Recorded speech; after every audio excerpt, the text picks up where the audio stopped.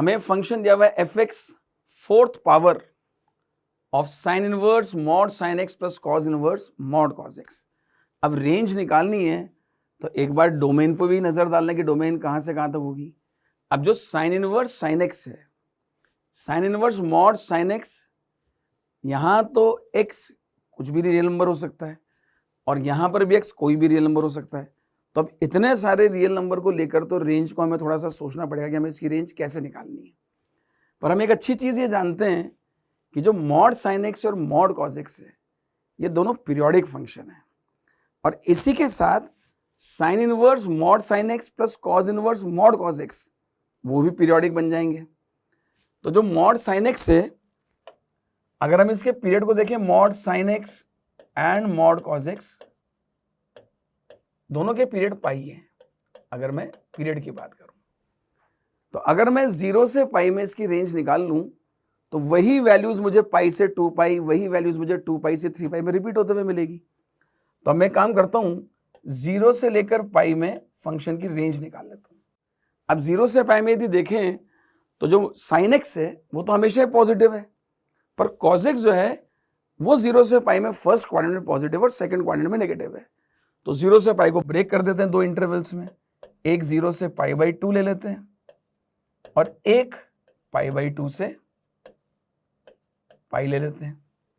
ठीक है, अब 0 से पाई बाई 2 को देखें तो 0 से पाई बाई 2 में दोनों ही मॉडुलस जो है वो पॉजिटिव से ओपन होंगे। तो हमारा फंक्शन जो है वो क्या बन जाएगा, fourth root of sine inverse mod हमारा पॉजिटिव से खुला प्लस कॉज इनवर्स, यहां भी मॉड हमारा पॉजिटिव से खुला। 0 से पाई बाई 2 में दोनों ही अपने अपने प्रिंसिपल वैल्यूज के अंदर है, तो ये x बन जाएगा और ये भी x बन जाएगा, तो ओवरऑल वैल्यू हमारी 2x बन जाएगी। अब अगर मैं इसकी रेंज निकालूं तो 2x एक इंक्रीजिंग फंक्शन है, तो 0 से पाई बाई 2 में जो मुझे वैल्यू देगा ये फोर्थ रूट ऑफ 0 से लेकर फोर्थ रूट ऑफ, जब मैं x को पाई बाई 2 डालूंगा तो ये पाई बन जाएगा। तो जो मेरी रेंज आएगी वो 0 से लेकर फोर्थ रूट ऑफ पाई तक आ जाएगी। ये तो मेरा पहला पार्ट हो गया। अगर मैं सेकंड पार्ट को देखूं कि अब मैं पाई बाई 2 से पाई में ब्रेक करूं तो पाई बाई 2 से पाई में फिर से मेरा जो फंक्शन है अगेन एफ एक्स, साइन तो मेरा फिर से पॉजिटिव है तो sine inverse sine x, cause मेरा नेगेटिव है तो जो मॉडुलस है वो माइनस से खुलेगा तो माइनस कॉज एक्स, और cos inverse of minus cos x, क्योंकि cos inverse of minus x को हम क्या लिख सकते हैं, pi minus cos inverse x, तो इसको मैं लिख दूंगा pi minus cos inverse cos x. ठीक है, अब यदि मैं साइन इनवर्स साइन एक्स को देखूं तो sine inverse sine x pi by 2 से पाई में, ये तो अपनी प्रिंसिपल वैल्यू में नहीं है, पर हम जानते हैं कि माइनस पाई बाई 2 से पाई बाई 2 होता तब तो हम x लिख देते, पर पाई बाई 2 से 3 पाई बाई 2 है तो तब हमें क्या लिखना पड़ता है, पाई माइनस एक्स लिखना पड़ता है। तो यहाँ पर वैल्यू कितनी आ जाएगी, pi minus x plus pi. Cause inverse cos x की बात करें, cause inverse cos x x कब देता है, जब आपका x 0 से पाई में होता है। तो यहाँ पर x हमारा 0 से पाई के बीच में लाई कर रहा है, क्योंकि पाई बाई 2 से पाई 0 से पाई के ही इंटरवल में। तो ये हमारा सीधे सीधे क्या बन जाएगा, x। हमारा फाइनली फंक्शन क्या बन गया, 2 पाई माइनस 2x। फिर से है तो लीनियर ही, पर चूंकि स्लोप नेगेटिव है तो डिक्रीजिंग है, तो जो सबसे बड़ी वैल्यू मिलेगी वो पाई बाई 2 पर मिलेगी। तो जैसे मैं पाई बाई 2 डाल रहा हूं तो 2 इंटू पाई बाई 2, 2 से 2 गया पाई, 2 पाई में से पाई गया पाई, तो फोर्थ रूट ऑफ पाई। तो जो फोर्थ रूट ऑफ पाई है वो हमारी सबसे बड़ी वैल्यू, ठीक है, सबसे छोटी मिलेगी पाई पर, क्योंकि डिक्रीजिंग फंक्शन था। तो 2 पाई माइनस 2 पाई 0, ठीक है, फोर्थ रूट ऑफ 0। ये हमारी सेकंड वाले हाफ की रेंज आ गई। ये हमारी रेंज जब x 0 से पाई बाई 2 था तब आई, और ये हमारी रेंज जब x पाई बाई 2 से पाई था तब आई। तो फाइनली अगर हम रेंज देखें तो दोनों का यूनियन लेने जितने भी पॉसिबल वैल्यूज आ रही हैं, तो रेंज कहाँ से कहाँ तक हो गई, रेंज हो गई 0 से फोर्थ रूट ऑफ पाई। ठीक है, चलिए नेक्स्ट प्रॉब्लम लेते हैं इक्वेशन पर। तो इक्वेशन में cause inverse 6x upon 1 plus 9x square है, जो कि इक्वल दे रखा है minus pi by 2 plus 2 tan inverse 3x के बराबर। तो 2 tan इनवर्स x वाली आइडेंटिटी है, पर cos इनवर्स के साथ हुआ करता था 1 minus x square upon 1 plus x square, और जिस तरह का ये एक्सप्रेशन दिख रहा है ये साइन इनवर्स के साथ हुआ करता था 2x upon 1 plus x square, पर यहाँ cos इनवर्स है। पर cos इनवर्स को साइन इनवर्स में बदलना ये आपके लिए कंफर्टेबल है, आप लिख सकते हैं इसे π/2 minus sine inverse 6x upon 1 plus 9x square is equal to minus π/2 plus 2 tan inverse 3x। ठीक है, एडजस्ट कर दें इक्वेशन को, तो sign inverse 6x right side पे ले जाऊंगा तो पॉजिटिव हो जाएगा, और इन सबको लेफ्ट हैंड साइड पे ले जाऊंगा तो ये बन जाएगा पाई माइनस 2 tan इनवर्स 3x। ठीक है, यहां तक बराबर है बात। अब आप 3x को क्या लिख सकते हैं, सब्स्टिट्यूट कर सकते हैं tan थीटा, अगर आपको डायरेक्टली आइडेंटिटी याद नहीं है तो, और अगर आपको डायरेक्टली आइडेंटिटी याद है तो आप उसे भी मैनेज कर सकते हैं। जैसे अगर मैं आपको डायरेक्ट आइडेंटिटी की बात बताऊं तो आपको अच्छे से पता है कि sine inverse 2x upon 1 plus x square, ये 2 tan इनवर्स x हुआ करता था जब x की वैल्यू आपकी 1 से -1 होती थी, और जब x की वैल्यू 1 या 1 से बड़ी होती थी, यहाँ पे आप 1 से बड़ा ले लेंगे तो भी कोई दिक्कत नहीं है, तो आपकी value pi minus 2 tan inverse x हुआ करती थी।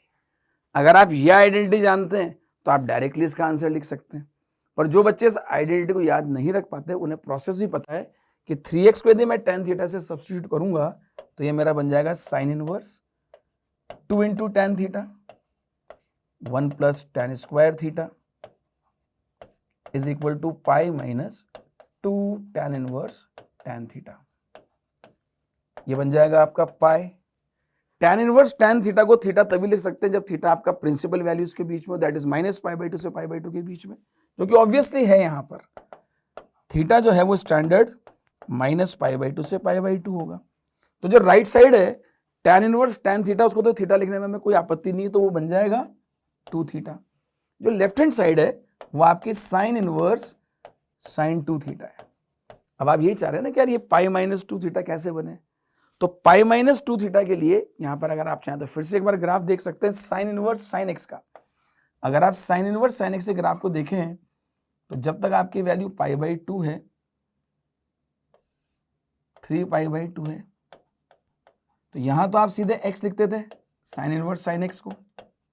ठीक है, यहां आप π/2 से लेकर 3π/2 के बीच में पाई माइनस एक्स लिखते थे। हम वही देख पा रहे हैं, यहां पर हमारा x का काम 2 थीटा कर रहा है, और हम चाह रहे हैं कि हमारे जवाब पाई माइनस 2 थीटा है, तो हमारा जवाब पाई माइनस 2 थीटा जो है वो उस सिचुएशन में आएगा जब 2 थीटा हमारा π/2 से बड़ा हो। बराबर है। अब हम अगर थीटा को देखें तो हमारा 2 थीटा जो है वो वैसे रेंज कहां से कहां तक कर रहा है, -π से π, और हम चाह रहे हैं कि 2 थीटा जो है वो हमारा π/2 से बड़ा हो। तो 2 थीटा जा तो पाई तक ही सकता है, हमारे अकॉर्डिंगली 2 थीटा हमारा π/2 से बड़ा है, तो उसमें इक्वालिटी लगा दे तो भी कोई दिक्कत नहीं है। और वो कहां तक जा सकता है, वो पाई तक जा सकता है। उसमें भी अगर हम पाई इंक्लूड करें तो कोई दिक्कत नहीं है, पर पाई इसलिए इंक्लूड नहीं कर सकते क्योंकि वो π/2 पे ओपन ब्रैकेट है। ठीक है, तो यहां पर थीटा हमारा कहां से कहां तक हो जाएगा, π/4 से π/2, क्योंकि वो इसकी एक्सट्रीम लिमिट है π/2। और जब थीटा हमारा π/4 से π/2 हो गया, अब आप देख सकते हो कि 2 थीटा हमारा π/2 से 3π/2 के बीच में लाई कर रहा है, और आप उसे लिख सकते हैं पाई माइनस 2 थीटा। तो अब इसकी वैल्यू लिख सकते हैं पाई माइनस 2 थीटा, और ये दोनों बराबर हो जाएंगे। ऐसी सिचुएशन में अब हमें x निकालना है, तो थीटा में पता लग गया π/4 से π/2, तो tan थीटा हमारा कहां से कहां तक हो जाएगा, जब हम tan लेंगे इंक्रीजिंग फंक्शन है, π/4 पे वैल्यू 1 आएगी, π/2 पे इन्फिनिटी आएगी, और tan थीटा 3x के बराबर है, तो हमारा जो 3x है वो 1 से कहां तक चल जाएगा, इन्फिनिटी तक। तो फाइनली अगर हम x की बात करें तो x हमारा कहां से कहां तक, 1/3 से इन्फिनिटी हो जाएगा। ठीक है, चलिए और प्रॉब्लम एक लेते हैं इक्वेशन के फॉर्मेट में। तो ये जो हमें इक्वेशन दे रखी tan inverse x plus cos inverse y upon √1 plus Y square equals to sine inverse 3/√10, और हमें इसमें x और y के जितने भी पॉजिटिव इंटीग्रल सॉल्यूशन है वो निकालने हैं। ठीक है, तो अब यहाँ पर भी चाहे तो आप ट्राइंगल फॉर्मेशन का यूज कर सकते हैं अगर हमारी कोई और आइडेंटिटी काम नहीं कर रही। ऑलरेडी एक tan इनवर्स x दिख रहा है, साइन इनवर्स वाला कांस्टेंट है, उससे tan इनवर्स में बदलना कोई बुरा काम नहीं है, उसे आसानी से बदला जा सकता है। और जो cos inverse under root 1 plus Y square है उसे भी tan इनवर्स में बदला जा सकता है। तो cos इनवर्स के लिए अगर हम tan का काम करें तो हमें एक तो इस बात का ध्यान रखना है कि हमें पॉजिटिव इंटीग्रल सोल्यूशन निकालना है। तो हमें बात पता है कि यार x भी ग्रेटर देन 0 निकालना है और y भी ग्रेटर देन 0 निकालना है। जब y ग्रेटर देन 0 है तो cos इनवर्स के अंदर का जो मसाला है वो कैसा है, पॉजिटिव है। तो जो ट्राइंगल बनेगा उस ट्राइंगल में ये तो हो जाएगा आपका y बेस, ये हो जाएगा 1 प्लस वाई स्क्वायर और पाइथागोरस से ये 1 हो जाएगा। cos इनवर्स जब पॉजिटिव वैल्यू लेता है तो जो अपना आउटपुट है वो भी फर्स्ट क्वाड्रेंट में देता है। ये आप जानते हैं कि हर एक पॉजिटिव वैल्यू के लिए सभी इनवर्स फंक्शन अपने रिजल्ट जो हैं वो फर्स्ट क्वाड्रेंट में देते हैं। तो tan थीटा की वैल्यू यहाँ से पॉजिटिव हो जाएगी। तो tan थीटा 1/y जो कि पॉजिटिव नेचर का होगा तो थीटा हमारा tan इनवर्स 1/y। तो ये तो कन्वर्ट हो जाएगा किसके अंदर, tan इनवर्स 1/y। ऐसे ही हम sin इनवर्स 3/√10 को कन्वर्ट कर सकते हैं, उससे ट्राइंगल बनेगा 3√10, पाइथागोरस लगाएंगे 1, तो ये कन्वर्ट हो जाएगा किसमें, tan इनवर्स 3/1 में। तो हमारी पूरी इक्वेशन जो है वो कुछ इस तरह से कन्वर्ट हो गई, ठीक है। tan inverse x plus tan inverse 1/y equals to tan inverse 3। अब तो केवल हमें पॉजिटिव इंटीग्रल सॉल्यूशन की बात करनी है, मतलब इंटीग्रल सॉल्यूशन निकालना है। तो यहां से जब हम इक्वेशन को सॉल्व करें तो दोनों तरफ tan लिया जा सकता है। अगर मैं दोनों तरफ tan ले लूं इस तरह से, जैसा कि आपने बुकलेट में इलस्ट्रेशंस में भी देखा हुआ है, is equal to tan of tan inverse 3। तो ये तो बन जाएगा हमारा 3, और जब इधर tan of a plus b का फॉर्मूला लगाएंगे तो tan a का मतलब tan of tan inverse x, वो आपका x बन जाएगा। ऐसे ही tan of tan inverse 1/y 1/y बन जाएगा upon 1 minus x into 1/y equals to 3। ठीक है, डन। अब यहां पर बस केवल अब आपको इंटीग्रल सॉल्यूशन निकालने हैं, जो कि प्रॉब्लम शिफ्ट हो गई आपकी बेसिक फंडामेंटल ऑफ मैथमेटिक्स पर। तो ये बन गया आपका xy plus 1 is equal to, y से y कैंसिल हो ही चुका है, 3y minus 3x। Further simplify करेंगे तो x common, y plus 3x को लेफ्ट हैंड साइड पे ले आया और 3y माइनस 1। x की वैल्यू कितनी आ गई यहां से, x की वैल्यू आ गई 3y plus 1 upon y plus 3। ठीक है, अब आपको x भी इंटीजर चाहिए और y भी इंटीजर चाहिए। ठीक है, तो इसको लिख सकते हैं, ये आपका 3y माइनस 1 है। ठीक है, तो अब आप इसे कैसे लिख सकते हैं, इंटीग्रल सॉल्यूशन निकालने के लिए 3 टाइम्स, नीचे y प्लस 3 दिया तो अपन कोशिश करते हैं कि इसको y प्लस 3 इसलिए बना दें ताकि इंटीग्रल सॉल्यूशन निकालने का एक प्रोसीजर अपन ने सीखा हुआ था एफएम में, माइनस, अब ये 3 3 9 है, हमें चाहिए कितना, -1। तो कैसे बैलेंस होगा, 9 माइनस 10 इज -1, सॉल्व करोगे तो वापस 3y माइनस 1 आ जाएगा अपॉन y प्लस 3। अब इंडिविजुअली सेपरेट डिवाइड कर दें तो x की वैल्यू ये इंटीजर बन गया, और अब किसी भी तरह से 10 अपॉन y प्लस 3 को इंटीजर बनाना है, जो कि हमारे लिए आसान काम है। ये ऑलरेडी इंटीजर है और 10 अपॉन y प्लस 3 को इंटीजर बनाने के लिए y प्लस 3 जो है वो 10 का फैक्टर होना चाहिए। उसमें भी आपको कंडीशन दे रखी कि y का नेचर कैसा होना चाहिए, पॉजिटिव होना चाहिए। तो y का नेचर पॉजिटिव हो और हमें x भी इंटीजर मिल जाए, तो वैसे तो यहाँ पर y प्लस 3 के कितने सारे केस बन सकते हैं, बहुत सारे बन सकते हैं, पर शायद सबसे y की वैल्यू पॉजिटिव नहीं आएगी। y की वैल्यू पॉजिटिव तब आएगी जब ये 5 के बराबर हो, यानी y प्लस 3 5 के बराबर हो, 10 के बराबर हो। अब यदि 1 2 इनके बराबर होगा तो y की वैल्यू नेगेटिव आएगी, हमें तो y की वैल्यू पॉजिटिव चाहिए। तो जब y प्लस 3 5 होगा उस केस में y की एक वैल्यू 2 आएगी, जब y प्लस 3 10 होगा तब उस केस में y की वैल्यू 7 आएगी। चेक कर ले x की भी वैल्यू पॉजिटिव आती नहीं आती इन पॉजिटिव y की वैल्यूज के लिए। तो जब y 2 डालेंगे तो 2 प्लस 3 5, 10/5 2, तो उस समय x की वैल्यू आपकी 1 आएगी। जब y आप 7 डालेंगे तो 7 + 3 10, 10 डिवाइड बाई 10 इज 1, 3 - 1 इज 2, उस समय x की वैल्यू 2 आएगी। कहने का मतलब जब x 1 होगा तब y 2 होगा, और जब x 2 होगा तब y 7 होगा, और यही हमारे पॉसिबल पॉजिटिव इंटीग्रल सॉल्यूशन होंगे। चलिए नेक्स्ट इनइक्वालिटी देखते हैं, और आपकी जो अपन इनइक्वालिटी ले रहे हैं, ये ले रहे हैं cot inverse x plus tan inverse x is equal to 0। ठीक है, इनइक्वालिटी इनफैक्ट मतलब ये बेसिकली कॉम्बिनेशन ऑफ इक्वेशन और इनइक्वेशन है। तो cot inverse x plus tan inverse x दोनों के बॉक्स, और ये किसके इक्वल होना चाहिए? 0 के इक्वल। तो cot इनवर्स x वैसे कहां से कहां तक देती है वैल्यू? 0 से पाए, ओपन 0 से पाए, और tan इनवर्स x ये देता है हमें -π/2 से π/2। तो पॉसिबल वैल्यूज क्या क्या हो सकती है cot इनवर्स x के बॉक्स की? ये GIF का ब्रैकेट है, तो इसकी पॉसिबल वैल्यूज हो सकती है cot इनवर्स x अगर 0 से पाई है तो 0 हो सकता है, 1 हो सकता है, 2 हो सकता है, 3 हो सकता है। ये तो आपके cot इनवर्स x के बॉक्स की वैल्यू हो सकती है। tan इनवर्स x के बॉक्स की वैल्यू क्या क्या हो सकती है? वो हो सकती है -2, -1, 0 और 1। अब हमें इन दोनों वैल्यूज के कॉम्बिनेशन से रिजल्ट चाहिए, दोनों के एडिशन का 0। तो 0 कैसे कैसे आ सकता है? पहला तरीका तो ये केस 1 कि दोनों ही 0 हो जाए। ठीक है, और ऑब्वियस ये बात है, अगर एक की वैल्यू पॉजिटिव है तो उससे कोरस्पॉन्डिंग दूसरे की वैल्यू उतनी ही नेगेटिव होगी, तभी जाकर दोनों का एडिशन 0 होगा। तो पहला तो ये बन जाए कि cot इनवर्स x का बॉक्स खुद 0 हो जाए, तो cot इनवर्स x कहां से कहां तक? 0 से 1, और सिमिलरली tan इनवर्स x भी कहां से कहां तक? 0 से 1। ठीक है, क्लियर है? अब ये पहला केस है, ऐसा करेंगे तो हमें वैल्यू जो है वो दोनों का सम जो है हमें 0 मिल जाएगा। हम इसको अगर चाहें तो यहीं पर ग्राफ में देख सकते हैं कि इससे हमारा आउटपुट या x की कौन सी कोरस्पॉन्डिंग वैल्यू आएगी।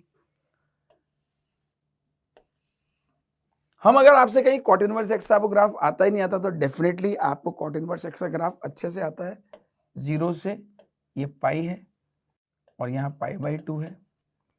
पाई जो है वो हमारा इंक्लूड नहीं होता, 0 भी हमारा इंक्लूड नहीं होता, पर ये cot इनवर्स x का ग्राफ कुछ ऐसा होता है जिसकी आपको अच्छे से नॉलेज है।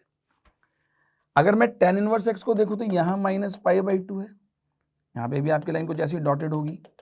ठीक है, यहाँ पे भी कुछ ऐसी डॉटेड होगी, और tan इनवर्स x का ग्राफ कुछ ऐसा बनेगा। यहाँ तक आप कंफर्टेबल हैं? और अब आपको देखना है कि cot इनवर्स x की वैल्यू 0 से लेकर 1, इसमें 0 इंक्लूड है, और tan इनवर्स x की वैल्यू भी 0 से लेकर 1, इसमें भी 0 इंक्लूड है। अब यहाँ एक थोड़ा सा आप लॉजिक देख सकते हैं कि cot इनवर्स x कभी 0 पे इक्वलिटी होल्ड नहीं करेगा, तो ये अपन ने यहाँ पर ग्रेटर देन 0 कर दिया, वो आपको दिख भी जाएगा ग्राफ के अंदर। ठीक है ना, क्योंकि 0 वाली लाइन जो है वो डॉटेड है cot इनवर्स x के रेस्पेक्ट में। अब अगर मैं cot इनवर्स x को 0 से 1 देखूं तो cot इनवर्स x की वैल्यू तो 0 से पाई तक होती है y एक्सिस पर, यहां पर वैल्यू आपकी π/4 है, और वो दोनों के 1 पर है। जो 1 लाई कर रहा है वो यहां कहीं लाई कर रहा है, दिस इज 1। इसके कोरस्पॉन्डिंग x की वैल्यू जो है वो cot 1 होगी, ये आपकी cot 1 होगी। अब आपको cot इनवर्स x की वैल्यू 0 से 1 चाहिए, तो ग्राफ में आप आराम से देख सकते हैं 1 के नीचे जो cot इनवर्स x का ग्राफ है वो कुछ ये वाला है।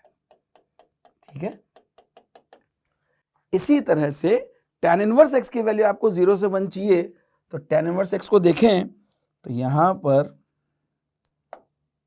जो हमारी वैल्यू है 1 वो यहां कहीं आ रही है tan के ग्राफ पर, और ये tan 1 आ रहा है।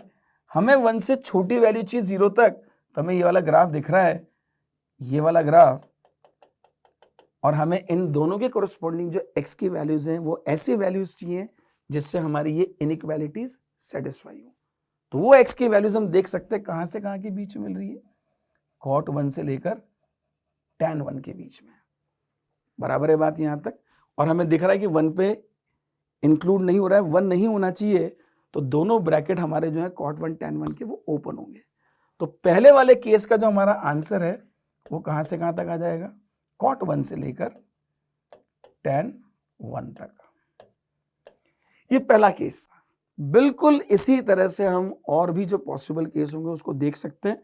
उसमें जो अगला केस है, केस 2, वो आप ले सकते हैं कि इसकी वैल्यू आपकी 1 हो जाए cot इनवर्स x के बॉक्स की, तो cot इनवर्स x 1 से लेकर कहाँ तक हो जाए, 2 तक। ऐसे में tan इनवर्स x की वैल्यू -1 होनी चाहिए, तो tan इनवर्स x 0 से छोटा और -1 के बराबर हो जाए। ऐसी सिचुएशन में भी हमें दोनों के बॉक्स का सम कितना मिलेगा, 0। इसको भी हम ग्राफ में देख सकते हैं। cot इनवर्स x 1 से 2, 1 आपको दिख ही गया था, 2 यहां कहीं होगा ऐसे, और इसके कोरस्पॉन्डिंग वैल्यू जो है वो cot 2 होगी। ये cot 2 का पॉइंट होगा ये वाला। ऐसे -1 tan के लिए देखेंगे, -1 से 0, तो -1 यहां कहीं होगा, -1 के कोरस्पॉन्डिंग वैल्यू यहां आएगी, ये आपका माइनस का tan 1 होगा। अब हमें देखना है यहां पर वापस से क्या, 0 से -1 ये वाला इलाका, तो उसके कोरस्पॉन्डिंग x हमें दिख ही रहा है, ये वाला इलाका कोरस्पॉन्डिंग x का होगा। हमें चाहिए 1 से 2, तो 1 से 2 का भी हमें ग्राफ यहाँ पे इसमें दिख ही रहा है, तो उसके कोरस्पॉन्डिंग जो इलाका वो भी हमें दिख रहा है। अब हमें दोनों का इंटरसेक्शन चाहिए, ठीक है, यानी ये वाली वैल्यूज 0 से -1 और 1 से लेकर 2, यानी ये वाली वैल्यूज cot 2 से cot 1, ठीक है। तो दोनों में हमारी वैल्यूज आ रही है कॉमन, वो कहां से कहां तक आ रही है, वो आ रही है cot 2 से लेकर 0 तक। क्लियर है बात। तो यहां से जो हमारा सोल्यूशन आएगा वो आ जाएगा cot 2 से लेकर 0। चूंकि वैल्यू ना हमें 2 इंक्लूड करनी है, -1 तो वैसे भी हमारे इंटरसेक्टिंग रीजन के बाहर है, तो cot 2 से लेकर 0 ये हमारी इसकी कॉमन वैल्यूज आ गई x की। और ऐसे हम केस थर्ड देख सकते हैं। केस थर्ड में क्या होगा, cot इनवर्स x की वैल्यू 2 से बड़ी हो सकती है 3 तक, और ऐसे में tan इनवर्स x की वैल्यू -1 से छोटी होगी, -2 तक होनी चाहिए। पर बच्चों tan इनवर्स x तो वैसे ही -π/2 के बाहर नहीं जा रहा, तो आप इसको ऐसे लिख सकते हैं -π/2, तो भी उसका बॉक्स आपको -2 दे ही देगा। तो cot इनवर्स x के लिए 2 से 3 देखें तो 3 यहाँ कहीं होगा, पाई से जस्ट नीचे, उसके कोरस्पॉन्डिंग 3 यहाँ कहीं आएगा ऐसा, ये cot 3 आएगा। और tan इनवर्स x जो है वो -tan 1 से लेकर इन्फिनाइट तक जा सकता है, ये रहा इलाका उसका भी, ये वाला इलाका, तो उससे कोरस्पॉन्डिंग x पीछे तक आ रहा है। मुझे चाहिए cot इनवर्स x 2 से 3, तो इसका इलाका cot 3 से cot 2 ये वाला आएगा, इस बीच, इसके बीच का। तो दोनों में कॉमन वैल्यूज कहां से कहां तक, cot 3 से -tan 1। तो आपका जो इन दोनों का रिजल्ट आएगा वो आएगा x बिलोंग्स टू cot 3 से लेकर -tan 1। तो फाइनली जो ओवरऑल आपकी जो इक्वेशन थी उसका जो सोल्यूशन आ गया वो ये भी इंक्लूड हो गया, ये भी इंक्लूड हो गया, और ये भी इंक्लूड हो गया। तो x इन तीनों इंटरवल्स में से कोई भी इंटरवल हो सकता है।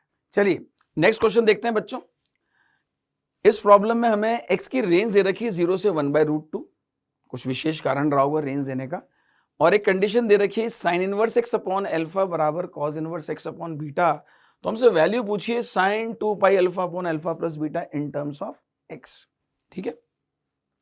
तो अपन क्या देखते हैं, हम सबसे पहले इस चीज को देख लें कि sin inverse x upon alpha cos inverse x upon beta मान लेते हैं k के बराबर है, ठीक है।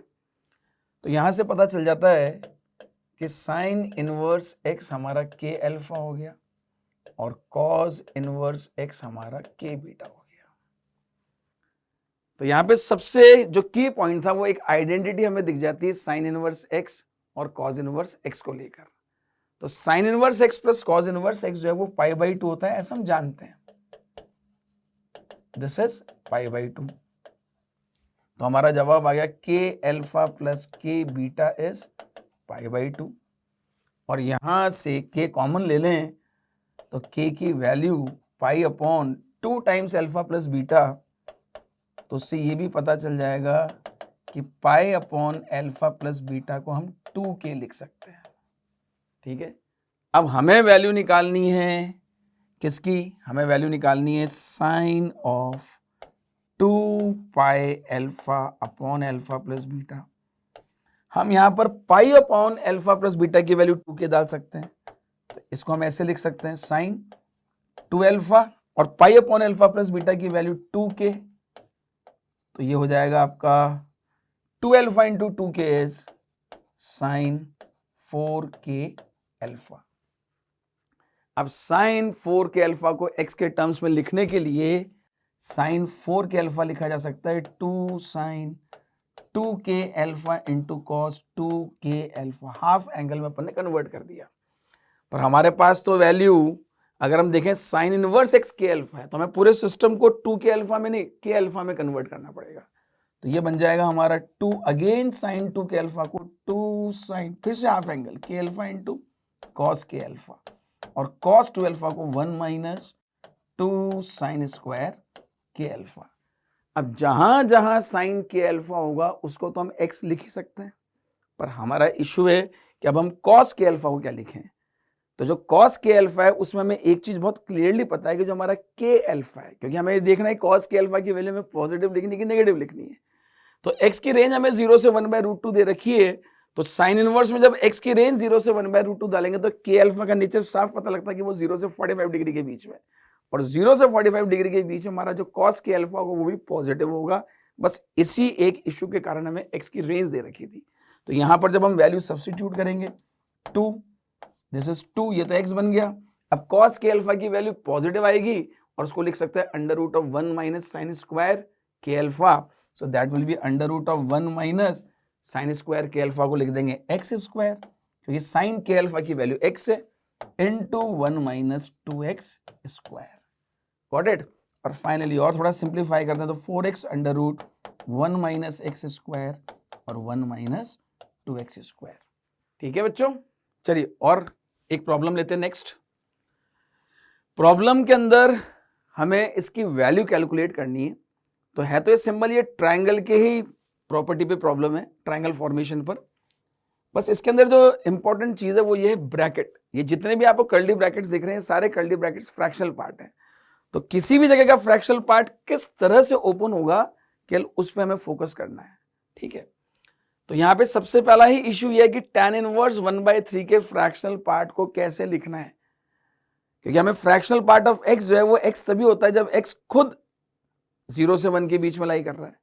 तो अगर हमें पता लग जाए कि tan इनवर्स 1/3 की रेंज कहां से कहां तक है तो हम उसके फ्रैक्शनल पार्ट के ऊपर कमेंट आसानी से कर पाएंगे।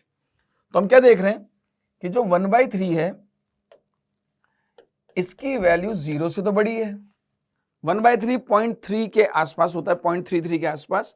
और अगर हम π/4 देखें तो अगर आप π/4 को ऑब्जर्व करें तो पाई 3.14 अप्रोक्सीमेटली अपॉन 4 है, और अगर 3/4 मान ले तो π/4 की अप्रोक्सीमेट वैल्यू 0.75 है, उससे ज्यादा ही होगी। यानी हम कह सकते हैं कि 1/3 π/4 से छोटा है। ठीक है, tan इनवर्स इंक्रीजिंग फंक्शन है तो हम ये भी कह सकते हैं कि tan इनवर्स 1/3 tan π/4 से छोटा होगा, यानी tan π/4 का मतलब 1 से छोटा, और tan 0 मतलब tan इनवर्स 0 मतलब 0। तो tan इनवर्स 1/3 की वैल्यू 0 से 1 हो गई, यानी tan इनवर्स 1/3 खुद एक फ्रैक्शन है। तो इसलिए tan इनवर्स 1/3 का फ्रैक्शनल पार्ट खुद tan इनवर्स 1/3 होगा। That is the important thing. अब हमें वैल्यू किसकी निकालनी है, हमें वैल्यू निकालनी है sine 2 times fractional part simply convert हो गया tan इनवर्स 1/3 में। ठीक है, अब हमें 2 tan इनवर्स x का फॉर्मूला लगाना है, और यहां पर 2 tan इनवर्स x में जो x का नेचर है वो भी 1 से छोटा है। तो यहां पर सीधे 2 tan इनवर्स का यदि फॉर्मूला लगाएं तो ये बन जाएगा tan inverse 2x upon 1 minus x square. तो 2x का मतलब 2 इंटू 1/3, 1 माइनस एक्स स्क्वायर का मतलब 1/9। तो ये वैल्यू आ गई हमारी sine, this is tan inverse 2/3 और 8/9, तो ये कितना हो जाएगा 2/3 इंटू 9/8। ठीक है, ये आपका 2/3 इंटू 9/8, सो दैट इज 3/4। और इसे हम साइन में बदल लेते हैं। तो tan इनवर्स 3/4 को जब आप साइन में बदलेंगे तो साइन ऑफ साइन इनवर्स 3/5, इसे ट्रायंगल बना लेंगे। ऐसे 3 4 का, ये 5 आ जाएगा तो वो साइन इनवर्स 3/5 बन जाएगा। तो इसकी वैल्यू आ गई हमारी 3/5। तो पहले वाले पार्ट की वैल्यू आ गई हमारे पास 3/5 और अभी हमें उसका फ्रैक्शनल पार्ट लेना है, हम आगे लिख देंगे उसे। सेकेंड पार्ट सिंपल था, कॉज ऑफ tan इनवर्स 2√2। इस पे कहीं फ्रैक्शनल पार्ट का कोई फ्लेवर नहीं है, सीधे tan इनवर्स 2√2 से एक ट्राइंगल बना है। तो tan इनवर्स 2√2 से ट्राइंगल कैसे बनाते हैं, ये 2√2 ये 1, तो ये वैल्यू आपकी 3 आ जाएगी। ठीक है, तो ये बन जाएगा कॉज ऑफ cos इनवर्स 1/3। तो इसकी वैल्यू आपकी आ गई 1/3। अब यहां से अगर इसको x मान लें तो x की वैल्यू क्या आ जाएगी, फ्रैक्शनल पार्ट, इसकी वैल्यू आपने कैलकुलेट करी 3/5। फिर से फ्रैक्शनल पार्ट, इसकी वैल्यू आपने कैलकुलेट करी 1/3। दोनों ही फ्रैक्शन में है तो फाइनली 3/5 प्लस 1/3, एलसीएम ले लीजिए 15, ये आ जाएगा 9, ये आ जाएगा 5, तो इसकी वैल्यू आ जाएगी 14/15। ओके, चलो बच्चों फिर से नेक्स्ट प्रॉब्लम देखते हैं।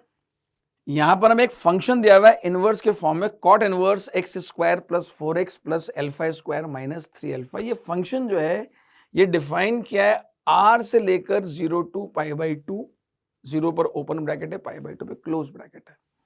अभी कह रहे हैं find the complete set of real values of alpha for which fx is on to.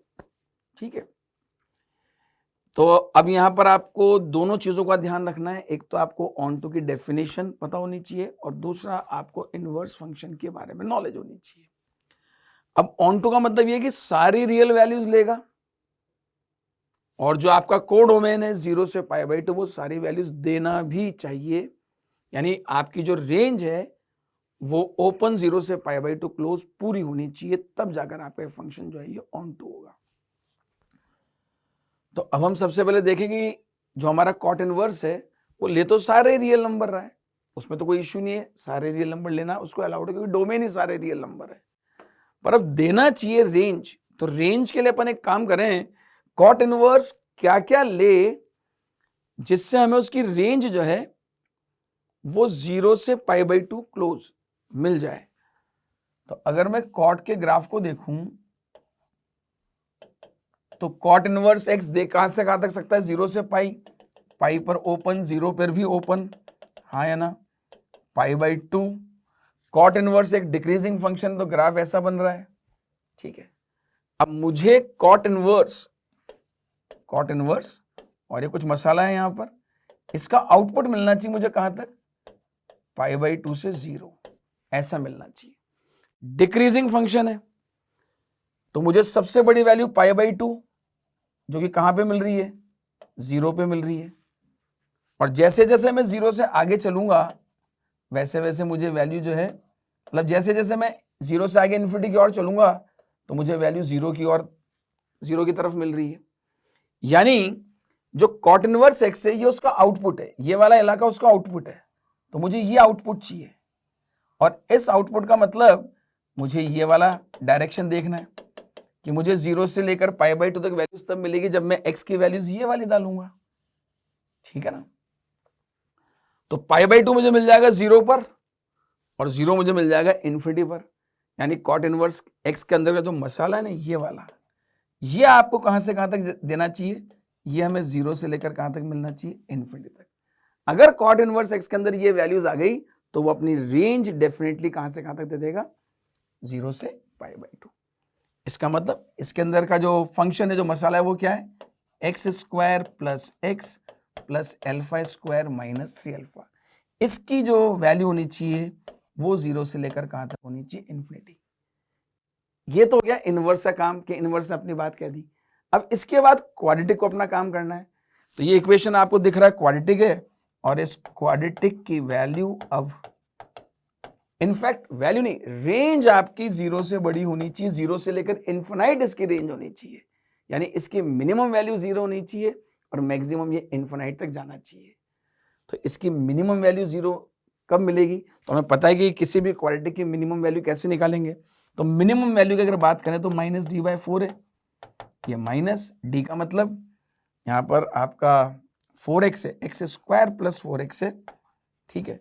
तो एक्स स्क्वायर प्लस 4x में अब जब मिनिमम वैल्यू निकालेंगे तो डी आएगा 16 minus 4 times alpha square minus 3 alpha upon 4, ए की वैल्यू यहां पर 1। ये मिनिमम वैल्यू आपकी किसके बराबर होनी चाहिए? 0 के बराबर। अगर ये मिनिमम 0 होगी तो फिर ग्राफ तो आपका अपवर्ड ही जा रहा है ना, इनफाइनाइट तो पहुंचेगा अपने आप। यहां पर जब सॉल्व करेंगे तो इसकी वैल्यू आ जाएगी, मैं 4 कॉमन ले लूं तो 4 minus alpha square minus 3 alpha with a minus sign, minus की कोई दिक्कत नहीं है, 0 हो जाएगा। और इसे फर्दर सॉल्व करेंगे तो alpha square minus 3 alpha minus 4 equals to 0, और ये alpha minus 4 into alpha plus 1 इसके फैक्टर्स आ जाएंगे।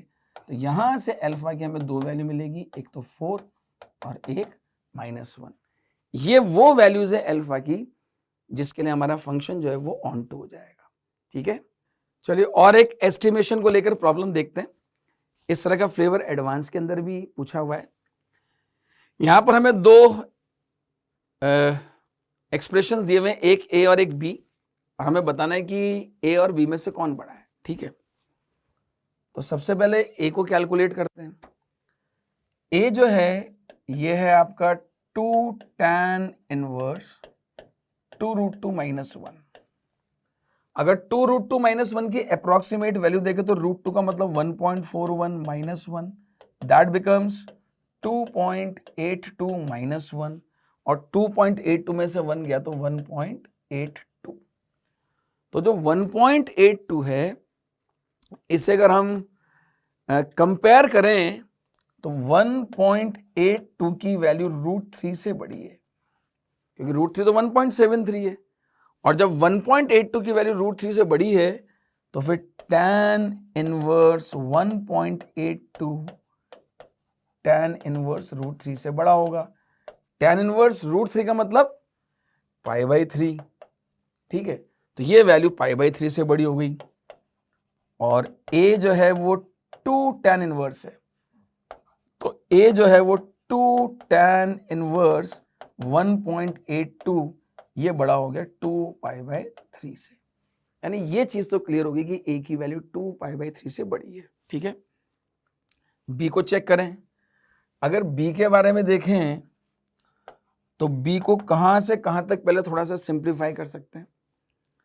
3 sin इनवर्स 1/3 यानी 3 sin इनवर्स x, चाहे तो यहां पे 3 sin इनवर्स x का फॉर्मूला लगा सकते हैं जो कि किसके बराबर होगा, sin inverse 3x minus 4x cube. तो 3x का मतलब 3 into 1/3 minus 4x cube, 4x cube का मतलब 4 इंटू 1/3 का होल क्यूब यानी 4/27, ठीक है। ये हो गया आपका sine inverse 1 minus 4/27 that is 23/27। Agreed. तो बी में एक तो ये आ रहा है और इसमें एक टर्म और है। अभी तो मैंने सिर्फ 3 साइन इनवर्स 1/3 लिखा है, इसके साथ में और एक टर्म ऐड हो रही है साइन इनवर्स 3/5। ये मैंने इसको सिंप्लीफाई कर कर ऐसा लिखा है और ये मैंने ऐसे कैसे ऐड कर दिया, ठीक है। तो बी जो है वो दो चीजों का सम है, इसका और इसका। अब इसे ध्यान से देखें तो 23/27 जो है, अगर आप इसे कैलकुलेट करेंगे और करना ही पड़ेगा आपको, तो 23/27 की वैल्यू 0.85 आती है, ठीक है। और 3/5 की वैल्यू 0.6 आएगी। अब अगर हम 0.85 और 0.6 को देखें तो आप ध्यान से देखना कि जो 0.85 है ये √3/2 से बड़ा है, ठीक है। √3/2 से छोटा इनफैक्ट, ठीक है, क्योंकि √3/2 का मतलब √3 की वैल्यू 1.73 और डिवाइड बाई 2 करेंगे तो ये 8.86 जैसा आता है। तो 0.85 जो है वो 0.86 से छोटा है, ठीक है। इसी तरह से जो 0.6 है वो भी √3/2 से छोटा है, ठीक है। दोनों वैल्यूज √3/2 से छोटी हैं। तो जब आप इनके साइन इनवर्स लेंगे यानी sine inverse 0.85 it will be less than sine inverse √3/2। ऐसे sine inverse 0.6 is less than sine inverse √3/2। तो ये वैल्यू भी किससे छोटी, π/3। ये भी किससे छोटा, π/3, ठीक है ना। दोनों वैल्यू का सम जो है वो किससे छोटा, भाई ये भी π/3 से छोटा, ये भी π/3 से छोटा, तो दोनों का सम 2π/3 से छोटा। कहने का मतलब जो b था, b को लिख सकते हैं ये भी π/3 से छोटा है, अगली वैल्यू भी π/3 से छोटी है, तो ओवरऑल वैल्यू 2π/3 से छोटी है। तो हमें पता लग रहा है कि b तो 2π/3 से छोटा है, जबकि a 2π/3 से बड़ा था। ठीक है, तो हमसे पूछा था दोनों में बड़ा कौन है, तो obviously a is greater than b। Reason आपको बता ही दिया, ठीक है ना। a की वैल्यू 2π/3 से बड़ी है, जबकि b की वैल्यू 2π/3 से छोटी है। ओके, चलिए नेक्स्ट प्रॉब्लम लेते हैं। यहां पर थोड़ा सा इनवर्स फंक्शन की मिक्सिंग है और केवल उसके इंक्रीजिंग और डिक्रीजिंग बिहेवियर का नेचर जो है उसको यूज करना है, और एक थोड़ा सा बस जीआईएफ जो है उसका हल्का सा फ्लेवर है। तो प्रॉब्लम में हमें ये जो फंक्शन दे रखा है इसका जो जीआईएफ है ये 1 के बराबर होना चाहिए। तो किसका जीआईएफ 1 होता है, अगर मैं बोलूं कि जीआईएफ ऑफ y इज 1, तो ये कब होगा, जब y की वैल्यू 1 से लेकर कहां तक होगी, 2 तक। अब यहां पर y का काम कौन कर रहा है, साइन इनवर्स एक फंक्शन है। अब हमें यह भी पता है कि साइन इनवर्स 1 से तो बड़ा हो सकता है, पर π/2 से बड़ा नहीं हो सकता। बट ठीक है, हमारा पर्पस ये था कि 1 से बड़ा हो, ठीक है, उसकी एक्सट्रीम रेंज 2 तक नहीं जा सकती, तो हम वो π/2 तक ले लेंगे। एक थोड़ा सा इस बात का भी हमें ध्यान रखना चाहिए, कई बार बच्चे 2 ले लेते हैं जो कि पॉसिबिलिटी नहीं बनती है। तो ये sine inverse, cause inverse, sine inverse और टैन इनवर्स x जो है वो अब किससे बड़ा होना चाहिए, 1 से। और जैसा समझाया कहां तक जा सकता है, π/2 तक जा सकता है, क्योंकि साइन इनवर्स x है, ठीक है ना। y जो है वो बेसिकली साइन इनवर्स का फंक्शन है, तो उसकी वैल्यू यहां से यहां के बीच में होती है, तो ठीक है, -π/2 से तो बड़ा है, चलो 1। अब साइन हमारा इंक्रीजिंग फंक्शन है, तो दोनों तरफ साइन लेने में कोई नुकसान नहीं है। जब पूरे इनइक्वालिटी पे साइन लेंगे तो ये बन जाएगा sine of 1, sine of sine inverse neutralize हो जाएगा, केवल बच जाएगा cos inverse, sine inverse, tan inverse x, sine π/2 1। अब बारी आई किसकी, कॉज इनवर्स की। कॉज कैसा फंक्शन, डिक्रीजिंग, तो इनइक्वालिटी साइन चेंज हो जाएगा। जब हम कॉज लेंगे तो ये 1 लेफ्ट हैंड साइड पर आ जाएगा और साइन 1 जो है वो राइट हैंड साइड पे चल जाएगा। तो cause of 1 is less than, cause लिया तो कॉज हट गया, sign inverse tan inverse x, ठीक है, is less than cause of sine 1। फिर से साइन आ गया, साइन इनवर्स आ गया, फिर से इंक्रीजिंग है, साइन लेने से इनइक्वालिटी पे कोई चेंज नहीं आएगा, ये बन जाएगा tan inverse x, sine of cos of sine 1 इधर आ जाएगा, ठीक है, साइन ऑफ कॉज ऑफ 1 निकालना x से, टैन ले लो, टैन भी इंक्रीजिंग फंक्शन है, उससे भी इनइक्वालिटी पे कोई चेंज नहीं आएगा। तो x this is tan of sign of cos of sine 1, इधर टैन लेंगे तो tan of sign of cause 1 and this is x।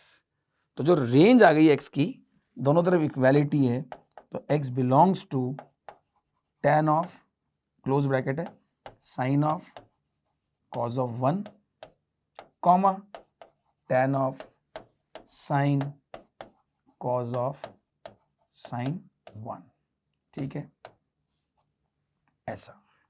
तो ये आपके x की रेंज आ गई। इसी के कंटिन्यूएशन में और एक प्रॉब्लम ले लेते हैं। यहां पर हमें दे रखा है कि half of sine inverse 3 sin 2 theta upon 5 plus 4 cos 2 theta π/4 के बराबर है। तो पूछा tan थीटा इनमें से कौन सी वैल्यू नहीं हो सकती, ठीक है। तो यहां पर अगर हमें tan थीटा की वैल्यू निकालनी है कि क्या हो सकती है और क्या नहीं हो सकती, तो सबसे पहले तो ये कि sign inverse 3 sin 2 theta upon 5 plus 4 cos 2 theta, ये आपका 2 को क्रॉस मल्टीप्लाई करते हैं तो π/2 होगा। अब साइन इनवर्स की वैल्यू π/2 कब होती है बच्चों, तो बहुत सिंपल सा सवाल था, सीधे सीधे पता चलता है कि 3 times sign 2 theta upon 5 plus 4 cos 2 theta 1 के बराबर होगा। तभी जाकर हमारा साइन इनवर्स की वैल्यू π/2 होती है। अब हमें तो वैल्यू tan थीटा निकालनी ही है, तो इसमें tan थीटा में साफ दिखता है, हम साइन 2 थीटा को लिख सकते हैं 2 tan theta upon 1 plus tan square theta. Cross multiply करेंगे तो 5 प्लस 4 कॉस 2 थीटा को भी लिख सकते हैं 1 minus tan square theta upon 1 plus tan square theta. इसे सिंप्लीफाई करेंगे तो ये हमारा बन जाएगा 6 tan theta is equal to 9 plus tan square theta, and this is nothing, it is tan theta minus 3 का whole square equals to 0, therefore tan theta is 3। तो tan theta की वैल्यू को तो भाई ऐसा होने के लिए 3 होना पड़ेगा।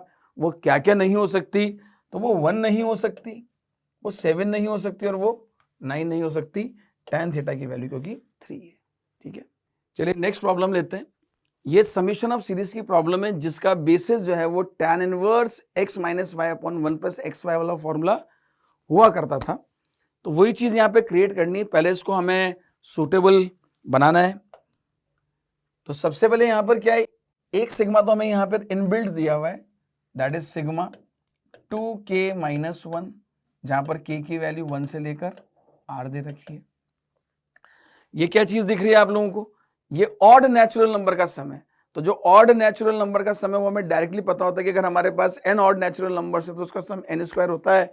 यहाँ पर r ऑड नेचुरल नंबर है इसलिए सम r स्क्वायर होगा। तो आपकी जो ये वैल्यू है ये बन गई tan inverse 4 upon r square plus 3, और आपको ये अब एडजस्ट कर कर इसको इस तरह से क्रिएट करना है कि ये tan inverse x minus Y upon 1 plus x Y बन जाए। तो उसके लिए ठीक है, एक बार तो आप यहाँ पर ऐसा कर लिए, स्क्रीन को रोक कर खुद ट्राई करिएगा, फिर बाद में इसके सोल्यूशन को देखो। तो ये क्या है tan इनवर्स, इसे लिख दिया 4 upon 4 plus r square minus 1। ठीक है, 4 से न्यूमरेटर डिनोमिनेटर को डिवाइड कर दिया तो ये बन जाएगा tan inverse 1 upon 1 plus r square minus 1/4। ठीक है, सिग्मा जैसे वैसे लगा रहेगा 1 से इन्फिनिटी।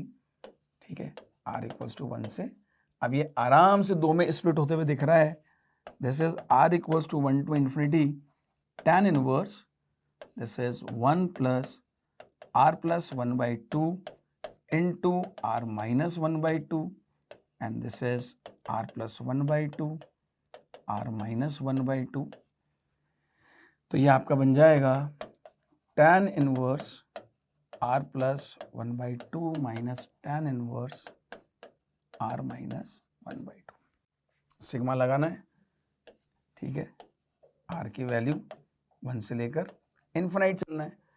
अब ये वैल्यूज डाल देते हैं यहाँ पर, तो r की वैल्यू सबसे पहले 1 डालेंगे तो कितना बनेगा, tan inverse 2/2 minus tan inverse 0, r को 2 डालेंगे तो tan inverse 3/2 minus tan inverse 1/2, 3 डालेंगे tan inverse 4/2 minus tan inverse 2/2, ऐसे चलता जाएगा। लास्ट में जब n डालेंगे तो tan inverse n plus 1/2 minus tan inverse n minus 1/2, n को n माइनस 1 से रिप्लेस कर दें तो tan inverse n/2 minus tan inverse n minus 2/2, और ऐसे ऐड करना है अपने को। तो हमें साफ समझ आ रहा है ये टर्म इससे कैंसिल हो रही है, ये टर्म इसके आगे वाले से कैंसिल हो जाएगी, इसके यहाँ वाली टर्म जो है वो इससे कैंसिल हो जाएगी। तो ये तो सारी टर्म्स हमारी क्या हो गई कैंसिल, यहाँ की 2 टर्म्स बच जाएगी और स्टार्टिंग की 2 टर्म्स बच जाएगी, और n टेंडिंग टू इन्फिनिटी है। तो जैसे आप n को इन्फिनिटी डालोगे तो ये दोनों π/2 हो जाएंगे। ठीक है ना, यानी कहने का मतलब जो हमारा फाइनली जो वैल्यू हमारी अगर x है तो x किसके इक्वल है, this is tan inverse n/2 tan inverse n plus 1/2 minus tan inverse 0 और माइनस tan इनवर्स 1/2, ये ओवरऑल वैल्यूज हैं। तो जब हम इन्फिनिटी डालेंगे तो ये वैल्यू हमारी जो है ये π/2 बन जाएगी, ये वाली भी π/2 बन जाएगी, ये 0 है और ये tan इनवर्स 1/2 ही रहेगी। तो ये ओवरऑल हमारे x की वैल्यू कितनी आ जाएगी, पाई माइनस tan इनवर्स 1/2। ठीक है, चलिए और एक प्रॉब्लम सबमिशन की देख लेते हैं ताकि थोड़ा प्रैक्टिस हो जाएगा कि कैसे अपने को tan inverse x minus Y upon 1 plus x y बनाना है। आप प्रॉब्लम लिखिए, एक बार पॉज कर दीजिए और खुद सॉल्व करिए, फिर जरा चेक करिए कि कैसे अपने को प्रॉब्लम को करना है। मान लेते हैं कि इसकी जो nth टर्म है, या ये जो अपन को टर्म निकालनी है r की वैल्यू 1 से लेकर k तक, जिसका कि हमें सम निकालना है, अपने को कुल मिलाकर k टर्म्स का सम निकालना है। तो अपन इसकी rth टर्म को ऐसा लिख लेते हैं कि tan इनवर्स 6 की पावर r अपॉन 2 की पावर 2r प्लस 1 प्लस 3 की पावर 2r प्लस 1 है। मैंने इसको rth टर्म मान लिया और मुझे 1 से लेकर k तक की टर्म्स का सम चाहिए। इसको standard format tan inverse x minus Y upon 1 plus x Y में कन्वर्ट करना है। इसके लिए मैंने न्यूमरेटर और डिनोमिनेटर दोनों को डिवाइड कर दिया, किससे? 3 की पावर 2r प्लस 1 से, ये इस तरह से। तो यहां बन जाएगा 1 और यहां बन जाएगा 2 की पावर 2r प्लस 1 अपॉन 3 की पावर 2r प्लस 1, इस तरह से। ये बन जाएगा tan इनवर्स, ये आ जाएगा 1 प्लस 2/3 इंटू 2/3 की पावर 2r। यहाँ पे 3 की पावर r से 3 की पावर r जाएगा तो ये बन जाएगा 2/3 की पावर r इंटू 1/3। ये कैलकुलेशन आपको ध्यान से देखनी। ये आपका TRH टर्म बन गया tan इनवर्स 2/3 की पावर r को t मान लेते हैं बच्चों यहाँ पर, ठीक है ना। टेक 2/3 की पावर r एज t, तो ये बन जाएगा t/3 और ये बन जाएगा 1 प्लस 2/3 इंटू टी स्क्वायर। और इसे लिख सकते हैं tan inverse t minus t/3 upon 1 plus, ठीक है, t माइनस 2t/3 और 1 प्लस t इंटू 2t/3। तो ये बन जाएगा tan inverse t minus tan inverse 2t/3। भूलिएगा मत, t को वापस से रिप्लेस कर दीजिए किससे?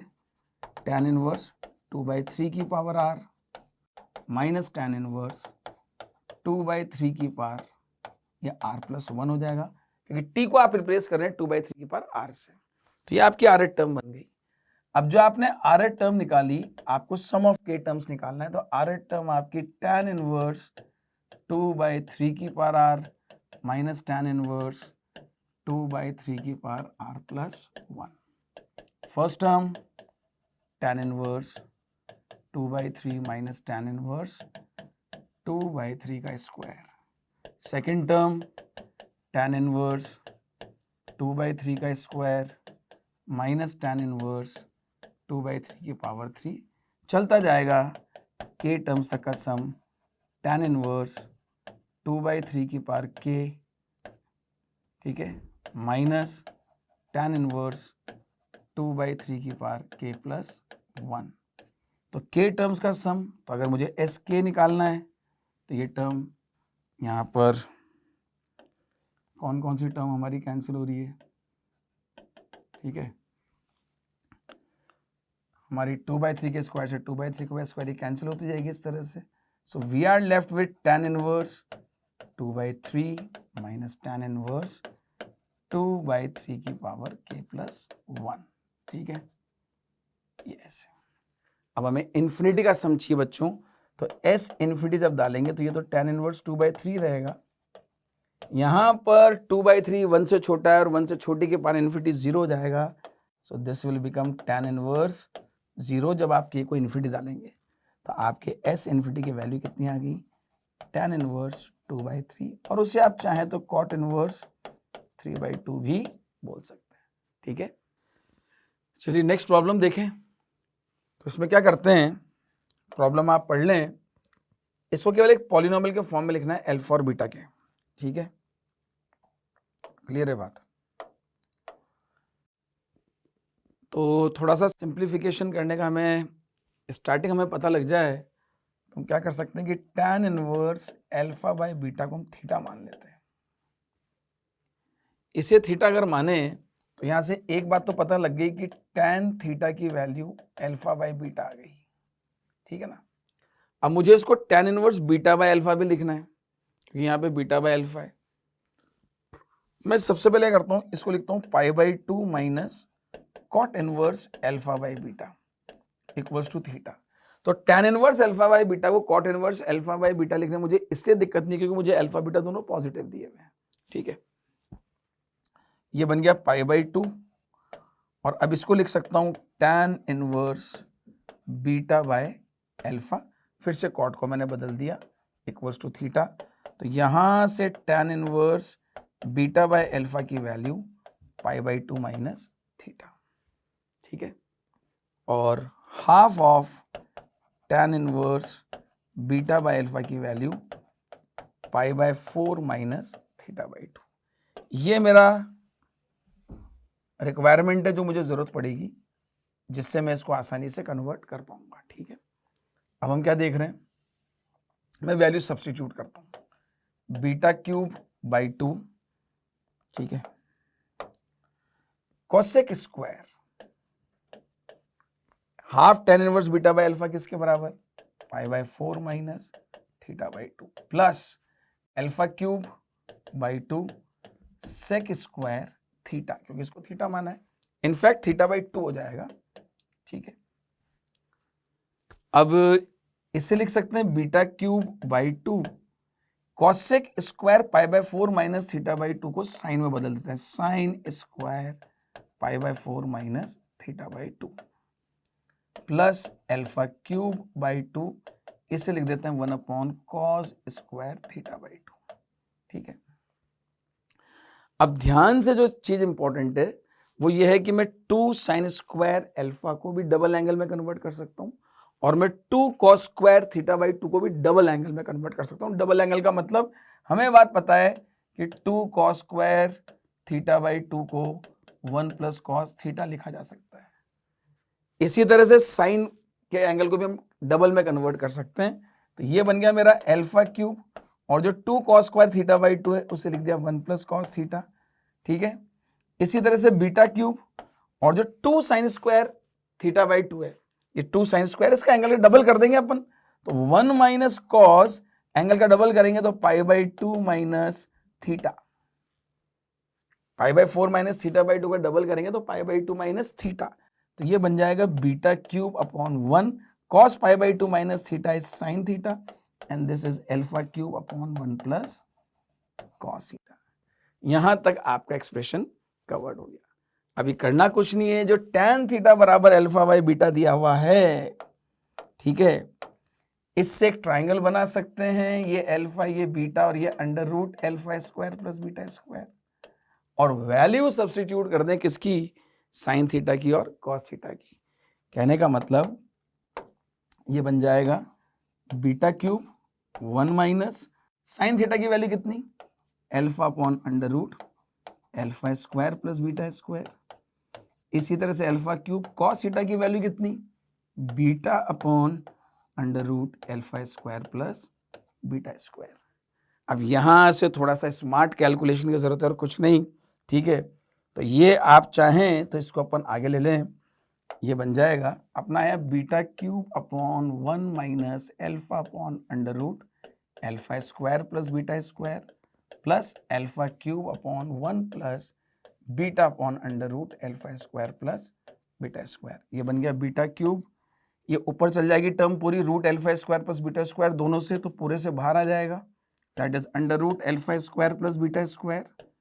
ये बन जाएगा आपका under root alpha square plus beta square minus alpha, और ये बन जाएगा under root alpha square plus beta square plus beta.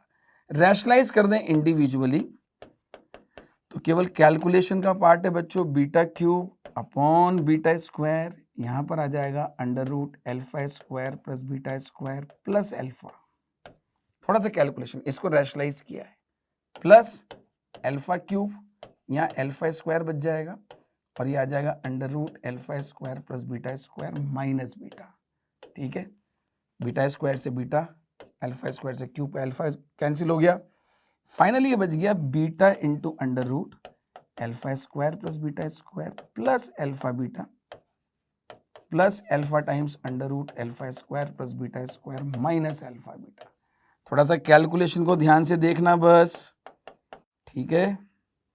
ये अल्फा बीटा कैंसिल, सॉल्व करेंगे तो finally alpha square plus beta square into alpha plus beta आ जाएगा, ठीक है। So this is simply calculative problem.